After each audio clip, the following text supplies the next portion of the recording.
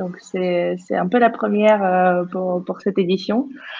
Donc, je m'appelle Paulina, je suis cofondatrice de Knot, mais ici, je parle de la part d'Alsace Digital et surtout la French Tech Strasbourg. Pour ceux qui connaissent pas ici French Tech Strasbourg, c'est une communauté indépendante d'entrepreneurs. Donc, tous les entrepreneurs de Strasbourg peuvent rejoindre French Tech Strasbourg, surtout dans le domaine de la numérique. On a plein de choses qui se passent dans la communauté. Nous avons des meetups. Donc, ça, c'est les réunions qu'on a à peu près tous les mois sur des sujets tech et on se réunit pour en parler. On invite des experts qui sont généralement dans les ambiances un peu plus larges. Nous avons des Demo Nights, c'est les événements où on accepte de nouveaux membres dans la communauté pour aussi après les faire entrer dans le Founders Club. Et donc les Founders Club, ça aussi donne le droit au dîner plus ou moins régulier, un peu moins régulier le dernier temps, tous les premiers mardis du mois, où on se revoit juste entre nous. C'est un peu le club d'aide psychologique pour les entrepreneurs en détresse, pour partager des bonnes et des mauvaises nouvelles et apprendre des choses, comment les autres vivent tous les jours. Donc, avant de démarrer, juste une nouvelle bon, on a toujours prévu d'organiser un Startup Weekend. Donc, du 4 au 6 décembre, vous pouvez participer au Startup Weekend Strasbourg. Ce sera la 10e édition. Donc, ça, c'est super cool. N'hésitez pas à prendre le billet. Nous avons déjà communiqué dessus. Et un autre événement qui vient potentiellement en fin de l'année, ça, on ne sait pas encore s'il y aura encore une Demo Night. Pareil, on va communiquer dessus. Et pour faire l'introduction, aujourd'hui, on est à un séminaire qui est consacré au départ en Allemagne. Donc, on est à Strasbourg, ça vous savez tous. Et l'Allemagne est juste à côté. Et souvent, quand même, on a vraiment du mal à passer le cap et traverser la frontière et faire le premier pas. Donc, nous, par exemple, chez Knot, on a vécu ça plusieurs fois. On a essayé de démarrer les ventes en Allemagne, on a installé les premières stations, mais ensuite, ça ne prend pas. Donc, ça m'intéresse aussi beaucoup ce que je vais entendre ce soir. Et donc, nous avons des speakers aujourd'hui avec Business France et Mazar. Donc, je pense que c'est Business France qui va démarrer. Donc, pour ceux qui connaissent pas Business France, Martin, il fera l'introduction mieux que moi. C'est l'agence qui aide aux entrepreneurs français de partir à l'international et de le faire mieux et avec plus d'élan tout de suite. Et ensuite, c'est Mazar qui va prendre la parole, qui va vous présenter aussi tous les dispositifs, comment le faire mieux, quelle erreur à éviter pour les premiers pas en Allemagne. Et je pense qu'on peut démarrer là-dessus. Je passe la parole à Martin. Yes, merci Paulina. Enchanté, bonjour à toutes et à tous. Comme le disait Paulina, je m'appelle Martin Grammy et comme vous pouvez le voir derrière moi, je suis originaire d'Alsace, mais je travaille à Düsseldorf depuis maintenant 2 ans. Écoutez, un plaisir d'être avec vous. Merci Catherine et Paulina pour l'initiative, également Bastien, côté Mazar. En Alsace, d'avoir lancé l'invitation. Je vais vous partager mon écran. Hop. Pour les quelques slides que je vous ai présentés. Ce qui m'intéresserait, si vous voulez bien, on a une fonction chat. Donc n'hésitez pas dès maintenant, j'aurais déjà une question à vous poser. Je pourrais consulter les questions en fin de présentation, mais voilà, quand vous avez l'Allemagne en mode quand on vous parle de l'Allemagne en tant que marché à aller conquérir, c'est quoi les premières choses auxquelles vous allez penser, que ça soit quelque chose de positif ou quelque chose de négatif? Voilà. Quand vous parlez de l'Allemagne, quelles sont les barrières que vous allez avoir systématiquement en tête? Ça m'intéresserait d'avoir votre avis sur la question. Donc voilà, je suis là avec vous pendant 15 minutes pour vous donner les premiers conseils sur le marché allemand, vous faire un état des lieux de quelle est la situation Covid actuellement en Allemagne. Ça s'est pas mal accéléré ces derniers temps. Et pour faire le lien avec ce que disait Paulina, vous parlez aussi des dispositifs qui sont mis en place, notamment pour les entreprises alsaciennes qui souhaitent se développer en Allemagne, mais pas que. Est-ce que la présentation, je pense que la présentation, tout va bien. Si quelqu'un peut juste me confirmer de vive voix, s'il vous plaît, que ça s'affiche correctement. On voit très bien. Super top. Super, Ouais, merci. très bien. Du coup, je vous ai déjà dit que je venais de Strasbourg. Sur mon parcours, je travaille chez Business France depuis 2013. J'ai travaillé quelques mois à Londres, j'ai travaillé à Zurich et j'ai travaillé aussi en région entre 2015 et 2018. J'ai travaillé entre Lille et Amiens, ce qui fait que j'étais proche du réseau Euratechnologie. En une phrase, Business France, qu'est-ce qu'on fait? Paulina, tu l'as très bien dit, c'est on aide les entreprises, quelle que soit leur taille, quel que soit le secteur, à se développer à l'international. Nous, en Allemagne, on est intégré au sein de la zone Rhénane et on vous aide à trouver des partenaires, trouver des clients potentiels, mais j'y reviendrai plus tard. Comme vous le voyez, du coup, il y a un grand logo Team France Export, j'y reviendrai dans quelques slides, et il y a aussi les différents drapeaux de notre zone. Nous, s'il y a une chose à retenir, c'est que dans l'équipe en Allemagne, on parle tous allemand. En Autriche, c'est pareil. En Suisse, c'est pareil. On parle tous allemand. Et c'est vrai que c'est une vraie valeur ajoutée sur le marché allemand, mais sur la question de la langue, j'y reviendrai. Et puis dans le chat également, je suis curieux de voir ce que vous faites pour le moment pour aborder le marché allemand. Est-ce que vous vous attaquez plutôt en anglais ou est-ce que certaines et certains d'entre vous, j'ai vu certains sites internet qui avaient des informations en allemand, mais voilà, je suis curieux de voir comment vous vous y prenez pour le moment pour aborder le marché allemand.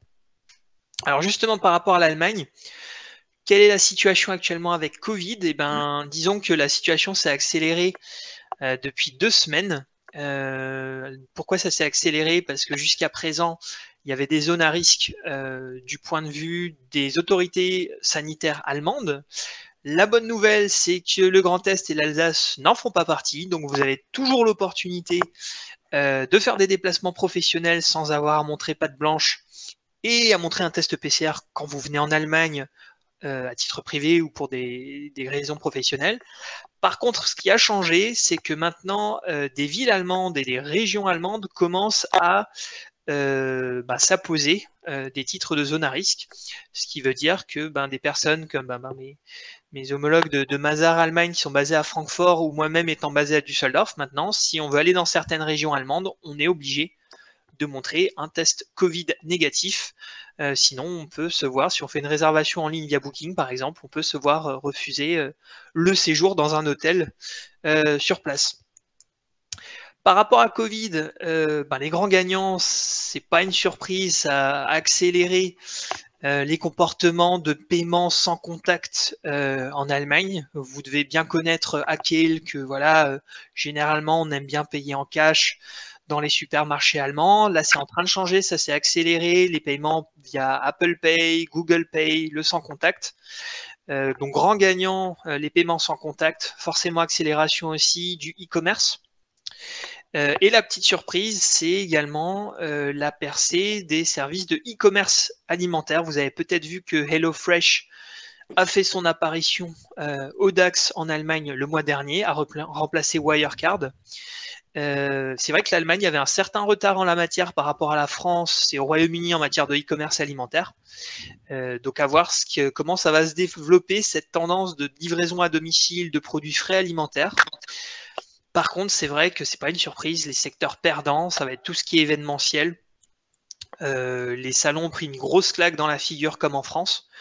Pour vous donner une statistique, la Deutsche Messe, donc on va dire l'organisation tutélaire dans l'organisation de salons professionnels en Allemagne, chaque année vous avez 200 salons à peu près qui s'organisent en Allemagne. Cette année, si on prend les salons hybrides, digitaux et sur place qui ont pu se produire, il n'y en a eu que 40 sur 200. Voilà. Par contre, le verre à moitié plein, et ça me permet de faire la transition sur la suite, le verre à moitié plein, c'est que les Allemands, malgré le contexte, acceptent toujours de faire des rendez-vous en ligne, en visio. J'y reviendrai tout à l'heure, mais le fait de présenter une solution qui intéresse, qu'elle soit logicielle ou physique, les Allemands sont toujours où c'est ouvert et on le voit au quotidien à faire des rendez-vous de présentation de solutions. Donc la leçon à retenir, c'est que la prospection digitale peut se faire. C'est quelque chose qui, de mon point de vue, est ancré dans les habitudes. Donc de ce point de vue-là, il n'y a pas de problème pour continuer à faire de la prospection, même en mode remote. Prospection, justement, ça ne vous a sans doute pas échappé, mais l'export fait partie des priorités du gouvernement français, d'aider les startups à continuer à se développer, à prospecter des marchés à l'étranger. Et il y a notamment ce dispositif de chèque relance export qui a été mis en place à partir du mois d'octobre. Vous trouverez plus d'informations sur le site teamfranceexport.fr avec une déclinaison région Grand Est. Ces chèques export, à quoi ça doit vous servir? Ça doit vous servir à financer, en plus des aides qui existent dans le Grand Est, comme le dispositif Biest, à financer des prospections individualisées, à de la participation à des événements de manière collective qui peuvent se passer comme les French Tech Days, il y en a eu un là au Benelux, ou à participer, on verra bien l'année prochaine, à des salons à l'étranger. Pour vous donner des ordres d'idées, ces chèques-là, l'utilisation de ces chèques-là, c'est des chèques qui vont d'une valeur de 1 500 € à 5 000 € pour le volontariat international en entreprise. Donc profitez-en, ça a été lancé au 1er octobre, ça durera jusqu'à la fin de 2021. Tant qu'il y aura c'est un peu une règle du premier arrivé, premier servi, donc tant qu'il y aura des fonds, profitez-en. Et si vous voulez plus d'informations sur le sujet, n'hésitez pas à contacter les personnes de la CCI en région Alsace ou les personnes de la région Grand Est, bien entendu. Voilà, j'en viens maintenant à mes 5 conseils, peut-être si vous voulez adresser le marché allemand. Donc plus que maintenant, ça c'est une perception personnelle, mais le marché allemand, il y a des Néerlandais qui sont forts, il y a des Belges qui sont forts, il y a les Autrichiens qui sont forts, et il y a les Suisses qui sont forts. De mon point de vue, je pense qu'il va y avoir un resserrement des échanges commerciaux entre la France et l'Allemagne, ce qui veut dire que voilà, vous avez intérêt à être prêt sur le marché allemand, encore plus qu'avant. Quand je dis être prêt, c'est penser à des détails du type, bah voilà, mettre en confiance vos interlocuteurs. S'ils voient que votre site internet est seulement en français, ça va pas les mettre en confiance et c'est vraiment pas quelque chose à faire quand vous allez voir prospecter le marché allemand. Donc préparez-vous sur vos éléments de communication, encore mieux s'ils sont en allemand. Les petits détails, je parlais encore à quelqu'un aujourd'hui par rapport aux appels téléphoniques.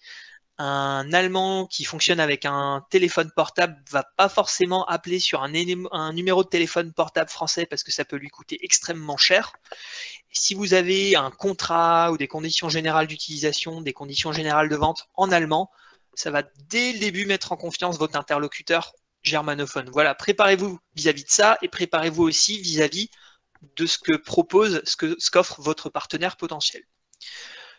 Le numéro 2, vous le connaissez, c'est un dicton qu'on utilise souvent en France, mais qui a toute sa saveur et tout son sens en Allemagne. Je vais vous donner quelques exemples.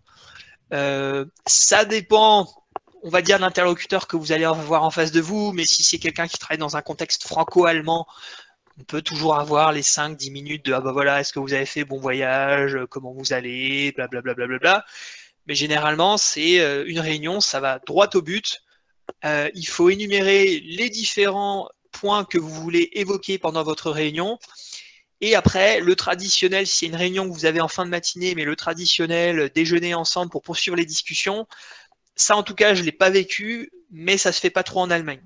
D'inviter votre interlocuteur allemand à déjeuner après un premier rendez-vous d'affaires, un premier rendez-vous, ça ne se fait pas trop. Peut-être au bout de 3-4 rendez-vous, oui, mais premier, non.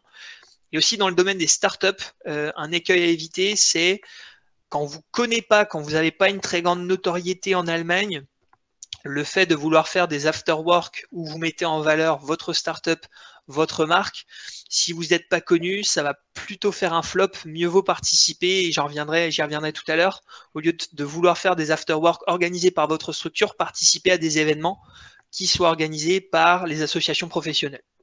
N'oubliez pas, le temps, c'est de l'argent.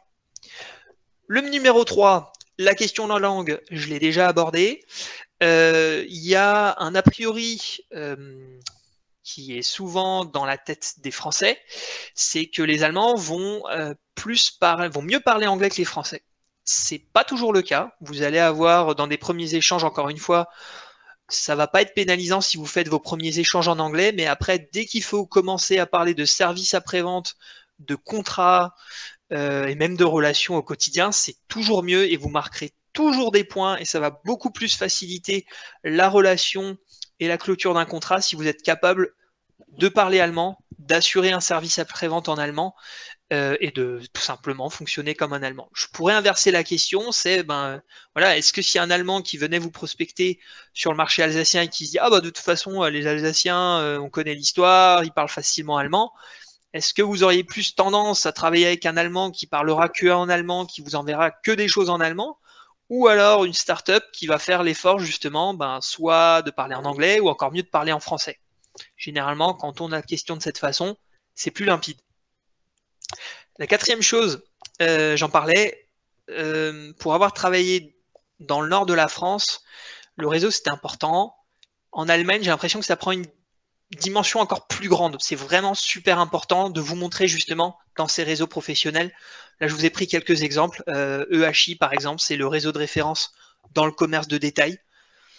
Ils font une revue spécifique par rapport aux habitudes des consommateurs allemands, mais c'est aussi un réseau qui fait des événements ad hoc où vous allez pouvoir dîner ou déjeuner avec le responsable marketing de Ikea Allemagne, la personne qui est en charge de la corporate responsibility de chez Metro. Et pour vous prendre un autre exemple, le Game qui organisait par exemple une soirée dans le cadre du Gamescom de l'année dernière, ok, c'était un événement digital, mais ça vous permet de rencontrer des gens de chez Ubisoft en Allemagne et de vous faire connaître beaucoup plus efficacement et beaucoup plus rapidement. Et je sais que Catherine, tu me posais la question hier. Oui, c'est super important de continuer à se montrer en ligne, même si les événements physiques, justement, peuvent pas se faire facilement, mais il y a eu des initiatives comme les Bavarois de Beats and Bretzels qui ont fait un gros événement networking pendant une semaine qui est le festival Beats and Bretzels. Là, à la fin du mois, il y a le Ruhr Summit à laquelle on a une des sociétés de notre délégation Impact qui a été sélectionnée et qu'on va accompagner pour préparer son pitch, justement. Donc, profitez des événements en ligne pour vous montrer. Et encore une fois, l'importance de la langue allemande, c'est que si vous voulez vous exprimer sur ces événements-là, ou si vous voulez participer aux conférences, bien sûr, si ça sort du cadre de Munich, ça peut beaucoup se faire en allemand et pas forcément en anglais. Et le dernier point, mon dernier conseil, ça c'est quelque chose dont j'ai horreur, c'est de dire, bah voilà, je suis une startup, je vais forcément aller à Berlin. Non, non, non, non, 3 fois non. Tout dépend du secteur d'activité où vous êtes actif, dans lequel vous êtes actif. Paulina, si toi je prends ton exemple de la mobilité, c'est vrai que Munich c'est réputé dans la mobilité. Si je prends l'exemple, par exemple, de tout ce qui va être application 4.0, la région de Düsseldorf, de Cologne, vous avez des sièges sociaux de Henkel, vous avez Bayer dans la pharmacie, vous avez tout ce qui va être la métallurgie dans le bassin de la Ruhr. Et puis après, bien entendu, si je pense au French Desk de Mazars à Francfort, c'est très connu pour tout ce qui va être application FinTech, InsurTech. Donc, n'allez pas forcément à Berlin. À Berlin, c'est sexy. Il y a effectivement des investisseurs qui sont là-bas, mais dans le B2B, il faut vraiment réfléchir en fonction du secteur d'activité que vous voulez adresser et de là où sont installés vos potentiels partenaires, en fait. Voilà. Quelques mots pour doucement mais sûrement passer la main à Mazars sur la façon dont on travaille avec les entreprises. Sur l'individuel, à ce stade, il faut retenir 4 piliers. On donne de l'information aux startups. On travaille sur de la mise en contact de manière individualisée. Business France, c'est un prestataire de service, mais on peut faciliter la mise en relation avec des partenaires ou des clients finaux potentiels. On a un bureau de communication en interne également qui peut vous aider sur adapter votre communication au marché allemand. Et la dernière chose, je le mentionnais plus tôt dans ma présentation, c'est qu'on est gestionnaire du volontariat international en entreprise, qui, vu le contexte, est encore plus clé parce que ça vous permet d'avoir une personne sur le territoire allemand sans avoir cette restriction qui pèse sur les déplacements transfrontaliers. Sur le collectif, les pavillons France, je vais passer mon tour pour le moment vu le contexte, mais on s'adapte de manière digitale pour proposer des tech tours sectorialisés. C'est le cas des Culture Tech Days Allemagne qui vont avoir lieu dans 2 semaines, où là, on va mettre en relation des fournisseurs français de solutions pour les musées en face de musées allemands, avec des mentors français, des mentors allemands, des musées allemands. C'est un événement qu'on va faire sur 2 jours qui va inclure justement des keynote sessions entre acteurs allemands et français de la digitalisation des musées et des programmes de rendez-vous B2B pour les 10 entreprises qu'on accompagne. Et pour finir, et ça va faire la transition parfaite avec Mazars, c'est que bien sûr, on accompagne des entreprises dans la durée via des programmes d'accélération, notamment ce programme Impact Europe qu'on va reconduire l'année prochaine, qui vous permet de assimiler la méthode business des Allemands ou des Britanniques, parce qu'on le fait aussi au Royaume-Uni, étendre votre réseau d'Allemands et de Français implantés en Allemagne, qui ont déjà réussi justement à établir leur start-up en Allemagne, et du fait qu'on parle tous allemand et que notre métier principal, ça reste le business development et de créer des opportunités, de bénéficier de l'appui d'une personne basée à Düsseldorf, mais qui peut travailler sur toute l'Allemagne, dans votre prospection commerciale. Voilà. La présentation, je pense, vous sera remise. Je suis présent sur LinkedIn, donc n'hésitez pas à engager la conversation avec moi sur LinkedIn. Vous avez également mes coordonnées, mon numéro de portable. Et si je devais finir cette présentation avec un message à retenir, c'est que oui, la situation est difficile partout. Oui, l'Allemagne, c'est un marché qui est attractif, il faut bien s'y préparer, mais en voyant le verre à moitié plein, c'est que malgré le contexte, on arrive toujours à déclencher des rendez-vous au bénéfice des startups qu'on peut accompagner. C'est tout pour moi pour la partie présentation. Catherine, je ne sais pas si tu prévoyais de prendre quelques questions dès à présent, sinon je passe la parole à Monsieur Théobald et à Florence pour Mazar. Merci. Alors, pour les questions, on va voir si quelqu'un a des questions. Comme ça, on peut passer tout de suite. Je ne sais pas, dans les commentaires ou lever la main, c'est le moment. Sinon, n'hésitez pas à envoyer un message à Martin sur LinkedIn ou autre, il vous répondra rapidement. Je vois effectivement les questions de Yann. Oh, Allez-y, Yann. vas-y Yann. Ouais, je vois la même question que Rémi, effectivement.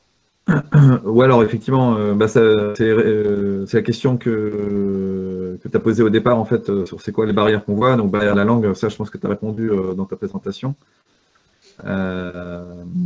Et moi, mon autre question, c'était souvent dans le découpage des postes, des intitulés de postes de startups qui sont déjà très très grandes, l'intitulé de la personne qui gère l'Allemagne. En réalité, c'est pas Allemagne, c'est tout de suite Dash, en fait. Et du coup, en fait, quel est votre point de vue là-dessus? Est-ce qu'effectivement, il y a un côté homogène sur Allemagne, Autriche et Suisse alémanique, en fait, d'un point de vue business? Ok, j'ai envie de dire, c'est une très bonne question. Alors, pour ce qui est de... Alors déjà, pour ce qui est de l'intitulé de poste, ça c'est lié au côté fédéral. C'est vrai que si vous êtes dans une logique de business development, Monsieur Théobald et Florence, si vous voulez réagir aussi, n'hésitez pas. Hein. Mais pour moi, Berlin, ça n'a rien à voir avec la Bavière et ça n'a rien à voir avec la Rhénanie du Nord-Westphalie. Même la façon dont parlent les gens, parce qu'ils ont des dialectes. Donc si vous envisagez un business development, et j'en parlais aujourd'hui avec une startup française justement qui est installée à Munich, vous dire je vais faire du business development sur toute l'Allemagne dès le départ, ça va être chaud. Vaut mieux peut-être vous concentrer d'abord justement sur une région avant de recruter des bizdev région par région. Première chose. Après, pour répondre, c'est OK si on se tutoie? Okay. J'avais déjà pris la liberté. Ok. Si tu regardes après sur la zone d'art de façon générale, ce qui est intéressant, c'est de voir comment la façon dont l'Autriche, la Suisse et l'Allemagne interagissent entre eux. Il y a des entreprises allemandes et inversement qui ont des filiales dans ces trois pays-là. La question de la langue est justement de faire traduire le site internet, les éléments de communication, les contrats en allemand. Ça va être un gain de temps considérable parce que c'est une langue que tous ces pays-là de la zone ont en commun et ça va aussi les mettre en confiance. Après, de dire, voilà, les startups, ils ont un correspondant d'art ou un business development d'art. Je dirais, c'est mon point de vue personnel, mais pour commencer, en tout cas, c'est assez compliqué parce que voilà, les Suisses allemands et les Allemands, parfois, il y a un peu ce côté un petit peu guéguerre et puis ils ont aussi, voilà, des mots bien à eux, ils ont une façon de penser bien à eux. C'est vrai qu'un Suisse allemand ne va pas forcément apprécier que tu le compares à un Allemand. D'un point de vue business, par contre, ce qui est intéressant, c'est que même s'il y a cette petite guéguerre, rivalité d'image entre Autrichiens, Suisses et Allemands, ce qui est intéressant, c'est que un Allemand, selon moi, va être beaucoup plus sensible et efficace quand tu vas lui dire, bah voilà, j'ai une référence avec Red Bull à Salzbourg, que de dire j'ai une référence avec un grand groupe du CAC 40 à Paris. Et ils aiment bien, ça va les mettre en confiance de dire ah bah tiens, Yann il arrive déjà à travailler avec je sais pas Kühne-Nagel qui est à Bâle, ou il arrive déjà à travailler avec Red Bull. Ok, il n'a pas encore travaillé avec le marché allemand, mais c'est des références qu'il va connaître germanophone et qu'il va pouvoir palper et ça va le mettre en confiance. Donc d'art, pour reprendre ta question, le poste d'art dans un premier temps pour du business development, ce serait pour moi un peu compliqué, mais voilà, ce qui est intéressant, c'est de voir que malgré les guéguerres internes, les références d'un pays vont alimenter ta volonté d'aller sur d'autres pays. Et peut-être une dernière chose sur ce point de vue-là, c'est que ça c'est très valable pour l'Autriche, c'est que les Autrichiens, ils sont souvent décrits comme les plus cool de la zone d'art, j'ai envie de dire. Et on a déjà eu le cas de start-up qu'on a accompagné où c'était beaucoup plus facile pour elles de tester, de faire un POC avec des Autrichiens. Et ensuite, ce POC a été introduit dans la filiale allemande de l'entreprise autrichienne. Donc ne pas hésiter justement à tester les différentes interactions que tu peux avoir au sein de la zone. Voilà. Merci. Et Rémi, ouais, carrément la barrière de la langue, mais ça, voilà. Encore une fois, c'est mon point de vue personnel, mais je pense que ça va être encore plus un sujet maintenant qu'on a la situation qu'on connaît. Et si vous faites cet effort-là, ça va vous faire gagner du temps et ça va vous faire gagner de la confiance auprès de vos interlocuteurs. Donc, ouais, très clairement, tout à fait d'accord.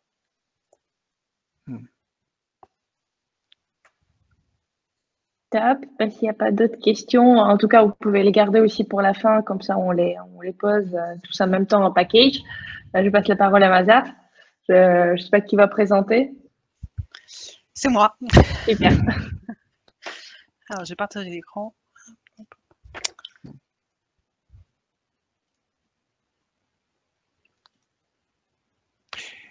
Pendant que Florence, elle partage l'écran, peut-être un mot sur le DACH.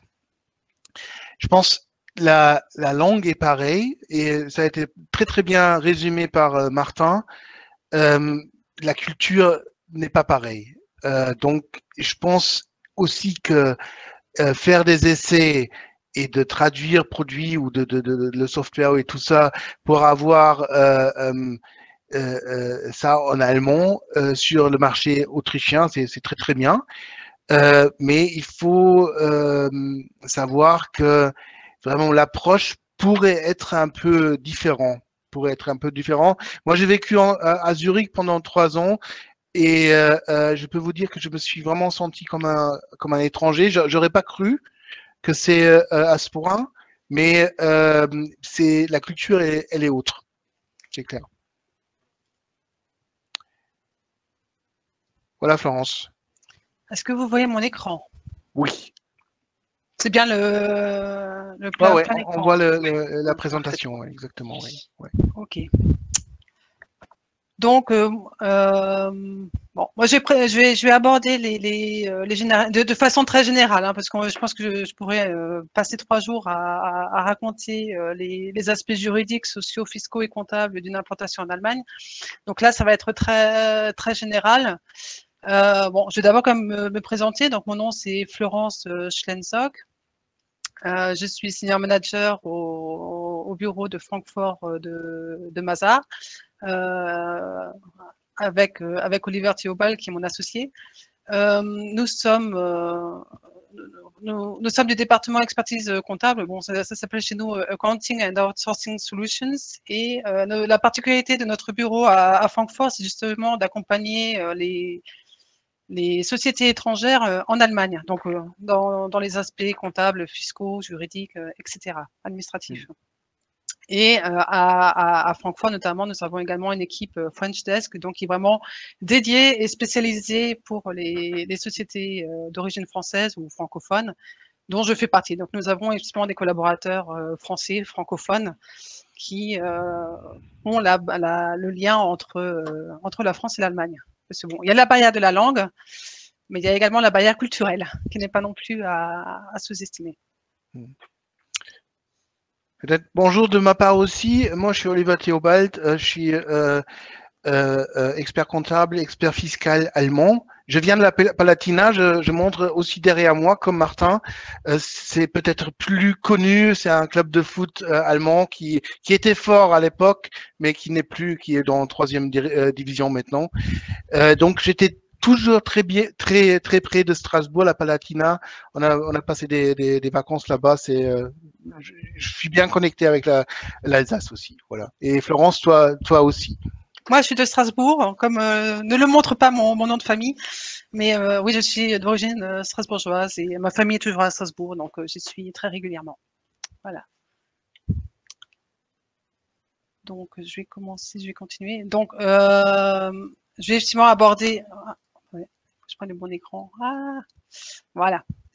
Donc, l'idée, c'est d'aborder les aspects juridiques, sociaux, fiscaux et comptables d'une implantation en Allemagne. Et puis, bon, j'aborderai très rapidement le crédit impôt recherche qui vient d'être mis en place en Allemagne.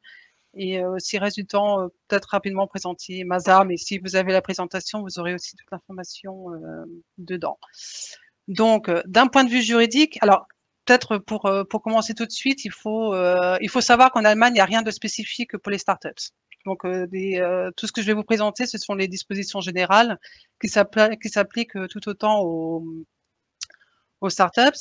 Donc, juridiquement, pour aborder le marché allemand, il y a différentes solutions. Vous pouvez intervenir sans établissement en Allemagne, avoir juste une présence informelle, employer du personnel en Allemagne directement depuis la société française. Et le personnel que vous aurez en Allemagne est là pour aborder le marché, pour analyser les aspects marketing, pour entrer en contact avec les fournisseurs clients allemands. Alors, parfois, avant de vraiment prendre pied, il y a des sociétés qui choisissent la forme d'une succursale. Donc, il faut savoir qu'une succursale, c'est une simple extension de la société étrangère. Elle n'a pas de personnalité morale propre. Et elle reste donc entièrement dépendante de la société française. Et elle porte d'ailleurs sa raison sociale. Donc je disais effectivement, bon, du coup, je vais un peu recommencer parce que manquait le texte. Donc effectivement, on peut aborder le marché allemand de façon informelle, hein, juste avec du personnel en local, ou ce qu'on appelle également un bureau de représentation, mais ça n'a rien d'officiel. Il y a également la possibilité de commencer, de prendre des premiers pas sous forme de succursale, sachant que la succursale n'a rien de distinct juridiquement par rapport à la société française. Par contre, elle permet d'avoir une petite visibilité sur le marché allemand puisqu'elle est immatriculée au registre du commerce allemand. Alors, juridiquement, elle est complètement rattachée à la société française. Par contre, fiscalement, c'est un établissement à part dont les revenus seront imposés aux impôts en Allemagne. D'où la nécessité d'avoir une comptabilité propre à la succursale. Enfin, bon, après, selon les enjeux stratégiques ou vos attentes du marché allemand, il peut être finalement préférable d'y créer une filiale, parce que la filiale de droit allemand va vous donner vraiment une légitimité d'intervenir sur le marché allemand et va faciliter aussi beaucoup la vie dans vos démarches en Allemagne. Alors, il faut savoir, je reviens d'ailleurs un peu sur les propos de Martin, il faut savoir que l'allemand est quand même quelqu'un de très prudent, a un grand besoin de sécurité, donc c'est quelqu'un qui va être de base méfiant par rapport à des entreprises étrangères. Et le fait de le contacter avec une société allemande va lui mettre en confiance, parce qu'avec une société étrangère, il va peut-être même avoir peur que la société disparaisse du jour au lendemain, et que l'allemand du coup va rester sur sa faim. Donc c'est un aspect important à considérer. Bon, pour ce qui est des formes de filiales, on est un peu dans la même constellation qu'en France avec les sociétés de personnes ou les sociétés commerciales. Donc, en matière commerciale, on a essentiellement la société anonyme qui est quand même réservée aux grandes entreprises parce que c'est une forme de société lourde, complexe, très fort, avec beaucoup de formalités. Vous avez également 2 organes de direction. Le capital social est de 50 000 €. Et en face, on aura la SARL, qui est la GmbH, qui est la forme vraiment la plus répandue en Allemagne, qui est souple, assez facile à administrer. Vous avez juste besoin d'un gérant, qui n'est pas forcément une personne allemande, mais qui est obligatoirement une personne physique. Et le capital social minimum est de 25 000 €. Alors, pour avoir une société en Allemagne, vous n'avez pas forcément besoin de louer des locaux. Il y a des solutions de domiciliation qui sont répandues et que vous pouvez également utiliser pour votre société. Donc, en matière de création d'une société, les étapes sont d'abord d'aller chez un notaire puisque les statuts doivent être obligatoirement authentifiés par un notaire. Ensuite, il faudra ouvrir un compte bancaire et verser le capital. Et une fois que ça a été fait, le notaire pourra lancer la demande d'immatriculation auprès du registre de commerce. Alors, l'ouverture d'un compte bancaire, ça peut durer très longtemps. Donc, j'aurais presque tendance à dire d'aller voir d'abord une banque et ensuite aller chez un notaire, parce que les procédures de banque peuvent retarder vraiment les procédures. Donc, une fois que le registre, l'immatriculation de la société est intervenue auprès du registre du commerce allemand, la société a sa personnalité, enfin elle existe, elle vit, elle a sa personnalité juridique et vous pouvez commencer les démarches, sachant que le mieux c'est encore d'enregistrer la société auprès des autorités fiscales allemandes et des communes. Alors, en matière de délai, on compte, si tout est préparé, si tout va bien, on compte entre 6 et 10 semaines pour créer une société. Et en coût, bon, tout ce qui est frais de notaire et frais d'enregistrement pour une SARL d'un capital de 25 000 €, il faut compter 1 500 € de frais. Pour ce qui est des aspects, bon, j'enchaîne sur les aspects sociaux. Donc, employé du personnel en Allemagne, c'est bon, bah, c'est soit sous CDI, soit sous CDD. La particularité, c'est que la période d'essai en Allemagne est de 6 mois. Donc, pendant 6 mois, les deux parties peuvent résilier le contrat de travail sans motif et en suivant un préavis de 2 semaines. Le temps de travail est de 8 heures par jour. Le salaire minimum était de 9,35 € en 2020 par heure et passe à 9,50 € en 2021. Les congés payés, on a un minimum légal de 20 jours par an sur une base de 5 jours de travail par semaine. Mais en pratique, on est quand même plus de l'ordre de 25 à 30 jours par an. Les jours fériés, je ne l'ai pas mis dans le slide, mais les jours fériés varient également en fonction des régions. On est selon les régions, on est entre 11 et 15 jours fériés par an. Alors, les charges sociales sont calculées sur le revenu brut, hein, donc salaire, prime, avantage en nature. Donc, vous voyez du tableau que on est à peu près les charges sociales représentent 40% du salaire brut et sont supportées à peu près à moitié par l'employeur et par le salarié. Donc, l'employeur paye 20% des charges sociales, ce qui est quand même nettement plus faible que ce qu'on connaît en France. Pardon. Par contre, même si les charges sociales sont plus faibles, en général, vous le récupérez avec les salaires. Les salaires sont parfois plus élevés, sont souvent plus élevés en Allemagne qu'en France. Bon, les particularités, c'est qu'il n'y a pas de système de mutuelle ou de retraite complémentaire obligatoire, il n'y a pas de contribution complémentaire, il n'y a pas de taxe sur salaire, enfin, ou de taxe d'apprentissage. Enfin, ce sont toutes des choses qui n'existent pas en Allemagne. Le deuxième gros bloc ensuite qui est déduit du salaire brut, c'est le prélèvement à la source. Donc ça fait très longtemps que ça existe en Allemagne. C'est l'employé qui le paye, mais c'est l'employeur qui collecte et qui paye au centre des impôts. Le taux d'imposition, lui, il est donné par le fisc. Il existe un tableau de calcul et dépend du montant du salaire et de la situation familiale du salarié. Et puis bon, au prélèvement à la source, on a également une surtaxe de solidarité qu'on retrouve à différents niveaux de 5,5%. Et si votre employé est membre d'une église, il paiera éventuellement l'impôt sur l'église. Voilà. Alors, pour employer du personnel, il n'est pas nécessaire d'avoir une filiale allemande. Néanmoins, parfois, c'est quand même recommandable puisque on revient dans l'aspect culturel que l'allemand ne se sent pas forcément en confiance avec une société d'origine étrangère. Il peut y avoir une certaine défiance à ce niveau-là. Et ce qu'il faut savoir, c'est que même le home office est quelque chose de très, très largement utilisé, notamment dans les petites structures allemandes qui n'ont pas de locaux en Allemagne. Si vous employez du personnel en Allemagne depuis la société française, c'est tout à fait possible. L'employeur, donc la société française est affiliée aux caisses sociales allemandes et paye collecte, supporte les cotisations sociales allemandes. En revanche, il n'y a pas de prélèvement à la source, mais il revient à l'employé de faire des acomptes provisionnels d'impôt sur le revenu. Alors, c'est quelque chose qui n'est pas très courant, que les salariés en Allemagne ne connaissent pas trop. Donc là aussi, ça pourrait rendre difficile la situation. Alors, après, en matière de recrutement, je pense qu'il ne faut surtout pas sous-estimer les efforts. Le marché est quand même tendu dans certains secteurs, les salaires sont élevés et il ne faut pas hésiter à recourir à des alternatives comme les VIE ou voire même détacher du personnel français en Allemagne. Ça, c'est tout à fait possible.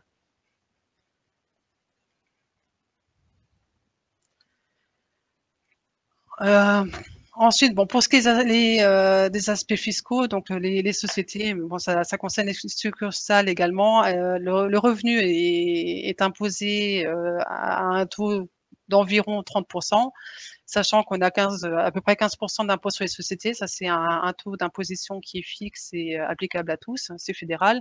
Et on a la taxe professionnelle. Alors, la taxe professionnelle, elle est collectée par les communes et le taux varie. Donc, c'est sûrement aussi un paramètre à prendre en compte quand on cherche un lieu d'implantation en Allemagne.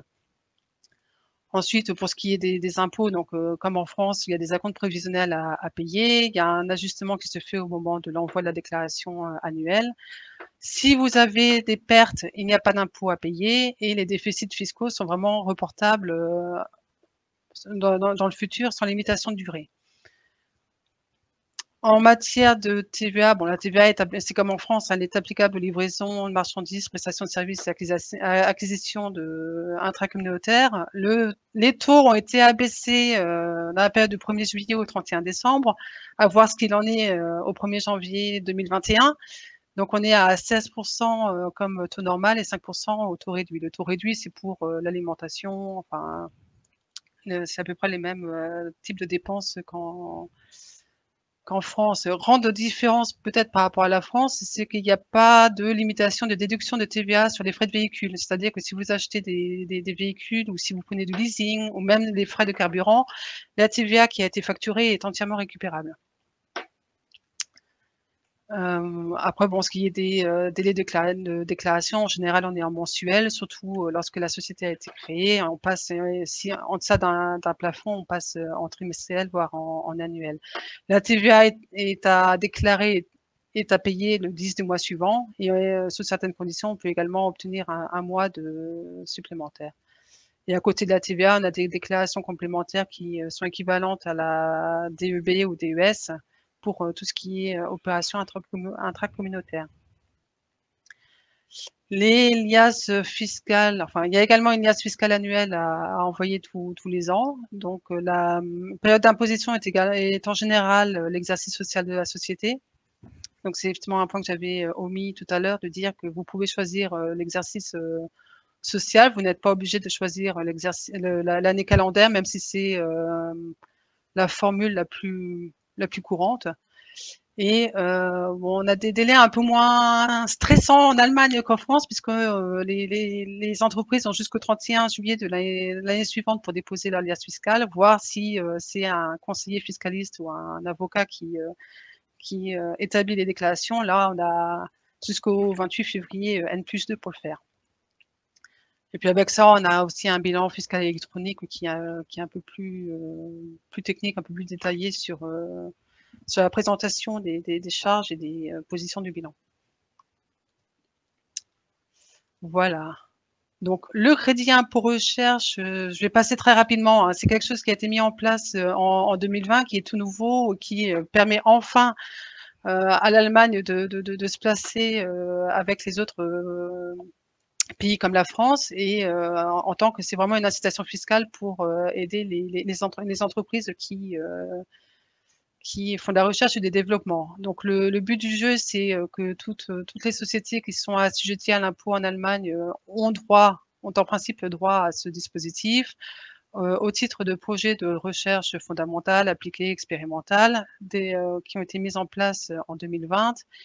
Les dépenses éligibles, par contre, c'est uniquement les coûts salariaux, donc les salaires et les charges sociales qui ont été encourus pour les projets de recherche et de développement.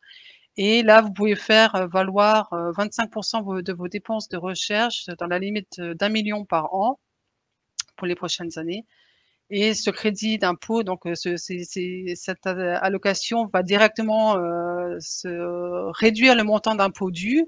Et si jamais il n'y a pas d'impôt dû parce que vous faisiez des pertes, vous obtenez la somme sous forme d'allocation du centre des impôts.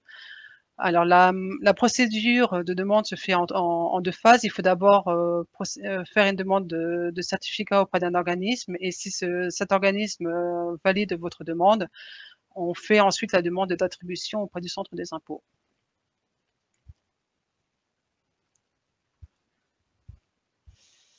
Voilà. Et puis enfin, donc au niveau comptable, voilà, toute société qui est en Allemagne doit tenir sa comptabilité en Allemagne, dans une langue vivante, en euros. Les comptes annuels sont toujours en allemand et en euros. Sur le principe de poursuite d'activité, donc c'est effectivement dans le contexte Covid, c'est quelque chose qui a été pas mal ébranlé. Bon, pour ce qui est des normes comptables, il n'y a pas grande différence dans les méthodes d'évaluation et des présentations par rapport à ce qu'on connaît à la France. On est quand même, c'est quand même très similaire.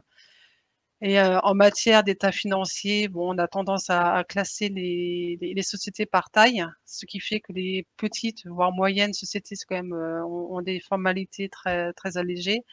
Mais grosso modo, il faut savoir qu'on a 3 mois pour établir un bilan et que celui-ci doit être publié au journal officiel allemand dans les 12 mois qui suivent la clôture. L'intervention d'un commissaire aux comptes est obligatoire quand vous avez dépassé 2 des 3 seuils qui sont le chiffre d'affaires supérieur à 12 millions d'euros ou le total du bilan supérieur à 6 millions d'euros ou 50 salariés. Donc même là, il y a une grande marge de manœuvre. Voilà. Je ne sais pas s'il me reste du temps.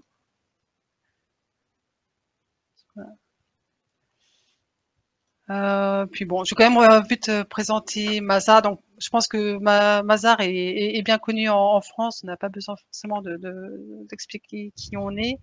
En Allemagne, on est nous également aussi bien implantés. On a 12 bureaux qui sont répartis sur toute l'Allemagne et donc plus de 1500 collaborateurs qui sont à votre disposition pour vous accompagner dans vos démarches d'implantation et de suivi en Allemagne.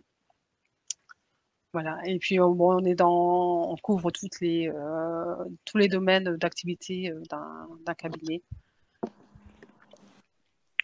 Donc audit, conseil fiscal, expertise, le juridique, etc. Consulting aussi. Voilà. Donc ici vous avez nos coordonnées. Je pense que la présentation sera remise. Donc comme Martin, nous sommes également disponibles sur LinkedIn. Et je crois que c'est pas mal aussi de mentionner qu'en Allemagne, il y a le réseau Xing aussi qui est très, très, très utilisé. Qui est plus utilisé d'ailleurs que LinkedIn. Voilà. On avait 2 questions, mais je pense qu'ils ont été répondus dans le chat. Florence, si tu veux Oui, revoir. j'ai pas vu. Donc, est-ce qu'il y a un équivalent de simulateur salaire brut net? Oui, ça existe. Il y a différents sites qui font des calculs de brut vers le net. C'est ça, et pour vous dire, il faut quand même très bien. Voilà, est-ce qu'il y avait encore une question? Voilà, comment faire mais je pense que tu l'avais répondu. Si on a besoin d'une filiale ou quelque chose, on n'en a pas besoin pour recruter des Allemands.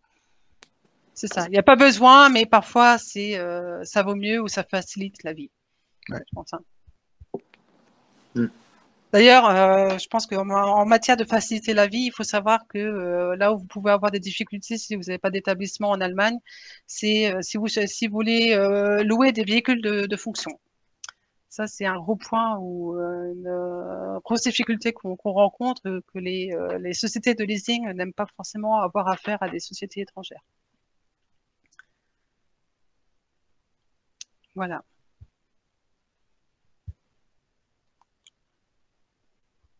Je ne sais pas s'il y a d'autres questions.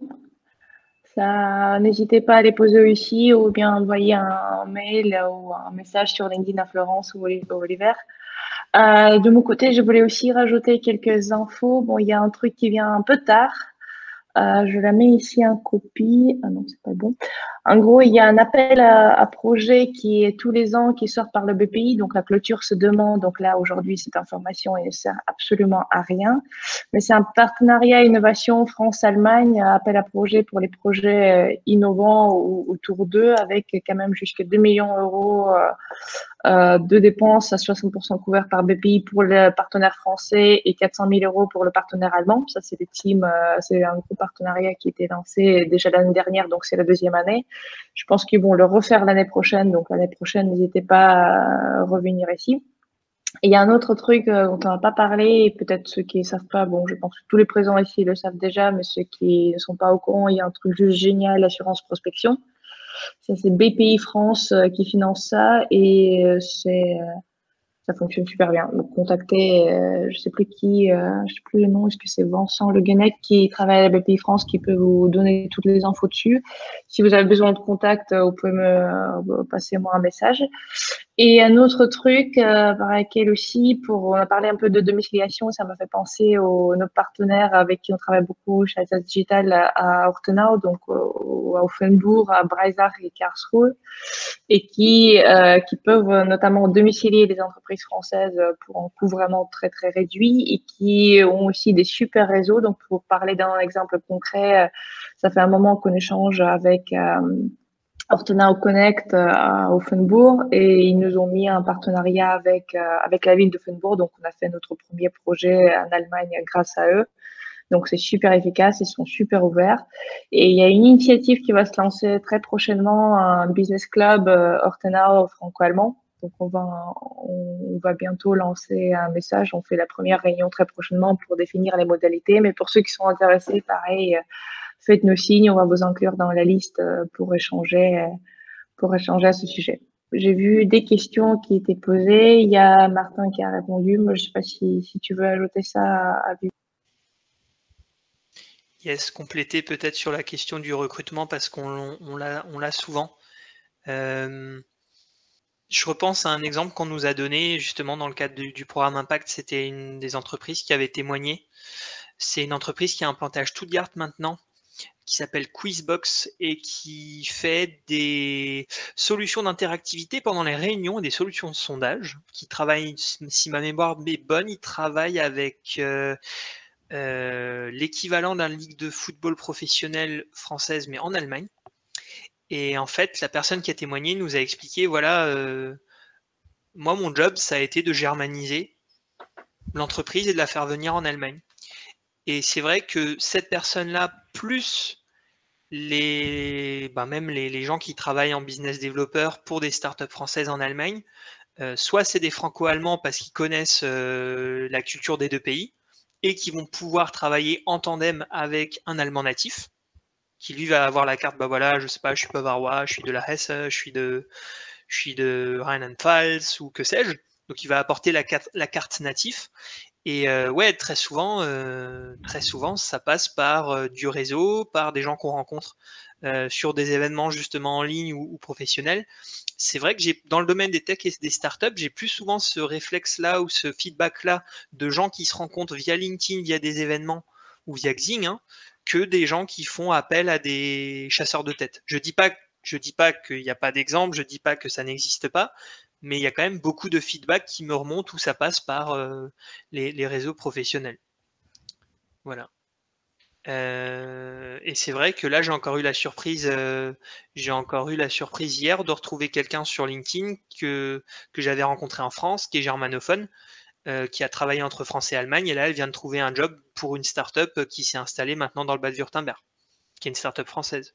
Et aussi, c'est ça que je voulais compléter aussi, et pourquoi peut-être faire le lien aussi avec Florence et Oliva Théobald, le lien, ce qui est important aussi et qui nous a déjà été dit, le fait d'avoir une filiale en Allemagne, ça peut rassurer non seulement les partenaires commerciaux, mais ça peut aussi rassurer les salariés potentiels. Ouais, tout à fait, ouais.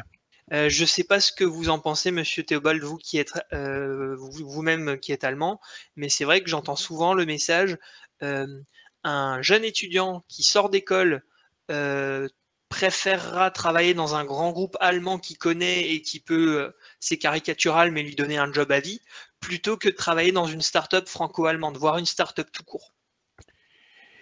Bon, je pense que tu as raison par rapport à la question que les Allemands, ils aiment bien travailler dans les sociétés allemandes. Oui, oui, parce que c'est beaucoup plus facile et ils connaissent plus les structures.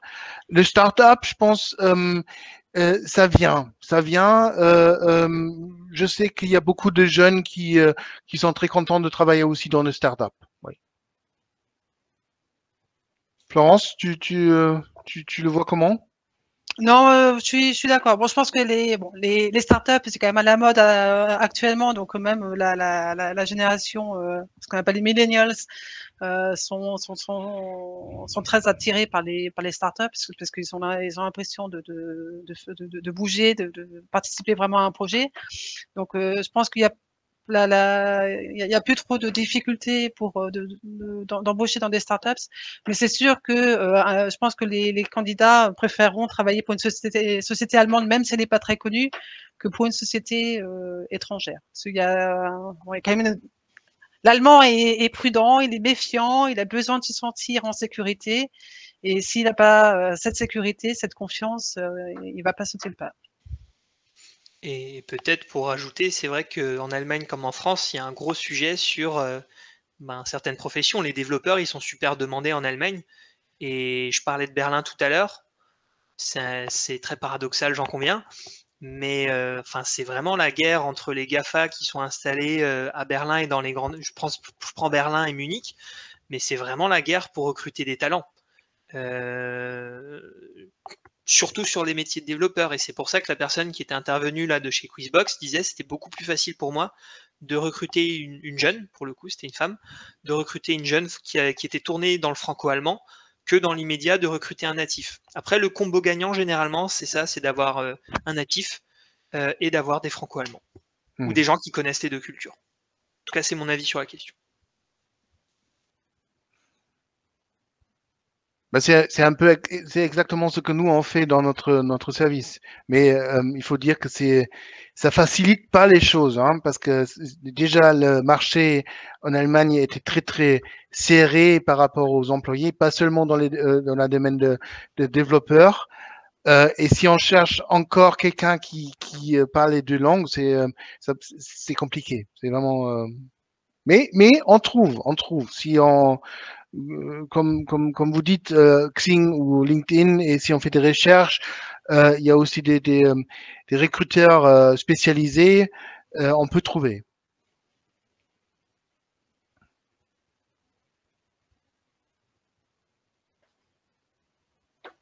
Mais je pense que on peut dire que dans l'ensemble, l'Allemagne est un marché dynamique qui bouge et qui va vraiment de l'avant, qui donne beaucoup de débouchés aussi en dehors de l'Allemagne. Et je pense que oui, les liens entre la France et l'Allemagne sont quand même très très serrés. On n'est pas juste voisins, on est plus que ça. Et je pense que c'est toujours une grande chance pour toute société française de passer le pont du Rhin et de tenter la chance. Ouais. Ouais.